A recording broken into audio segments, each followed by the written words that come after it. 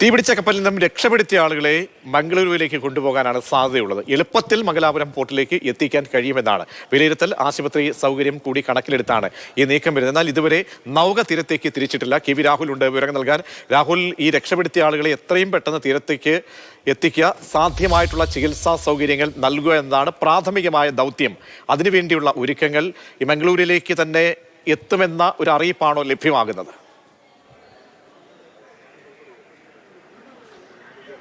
പ്രജിഷ്, രക്ഷപ്പെടുത്തിയ 18 പേർക്കും ആവശ്യമായ വൈദ്യസഹായം അടിയന്തര ചികിത്സ കപ്പലിൽ വെച്ച് തന്നെ നൽകിയിട്ടുണ്ട്. അവരെ തീരത്തേക്ക് രണ്ടിടങ്ങളാണ് സാധ്യതകൾ തേടുന്നത്. ഒന്ന് നമ്മൾ ഇപ്പോഴുള്ള ബേപ്പൂർ തുറമുഖമാണ്, രണ്ടാമത്തേതാണ് മംഗലാപുരം പോർട്ട്. ബേപ്പൂരിൽ ഈ ആംബുലൻസുകളടക്കം എത്തിയിട്ടുണ്ട്. കോഴിക്കോട് നഗരത്തിൽ തന്നെ ബേബി മെമ്മോറിയൽ ആശുപത്രിയിൽ 10 ആംബുലൻസുകൾ തയ്യാറായി നിൽക്കണം.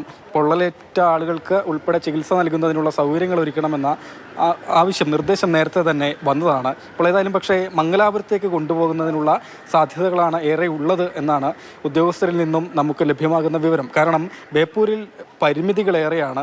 വലിയ കപ്പലിന് തീരത്തേക്ക് അടുക്കാൻ കഴിയുകയില്ല. ഇവരുമായി വന്നാൽ തന്നെ ആഴക്കടലിൽ ഈ കപ്പൽ നങ്കൂരമിട്ട് ചെറിയ കപ്പലുകളിലേക്ക് അല്ലെങ്കിൽ ബോട്ടുകളിലേക്ക് അവരെ മാറ്റിയതിനു ശേഷം മാത്രമേ തീരത്തേക്ക് കൊണ്ടുവരാൻ കഴിയുകയുള്ളൂ. അങ്ങനെയെങ്കിൽ കൂടുതൽ സമയം അതിനായി വേണ്ടിവരും.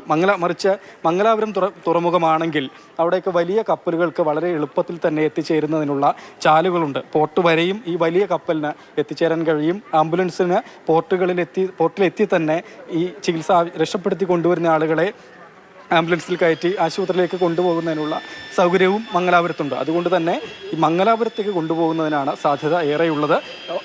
എങ്കിൽ തന്നെയും ബേപ്പൂരിൽ അത് സംബന്ധിച്ചുള്ള സജ്ജീകരണങ്ങളൊക്കെ ഒരുക്കിയിട്ടുണ്ട്. 2 ആംബുലൻസുകൾ നിലവിൽ പോർട്ടിൽ തന്നെ നിലയുറപ്പിച്ചിട്ടുണ്ട്. ഒന്ന് 108 ആംബുലൻസാണ്, മറ്റേത് ബേബി മെമ്മോറിയൽ ആശുപത്രിയിൽ നിന്നുള്ള ആംബുലൻസാണ്. പക്ഷേ പരിമിതികൾ ഈ വിധത്തിൽ തന്നെയാണ്. മംഗലാപുരം തന്നെയാണ് ഒന്നാമതായി ഇപ്പോൾ നിലവിൽ കണക്കാക്കിയിട്ടുള്ളത്.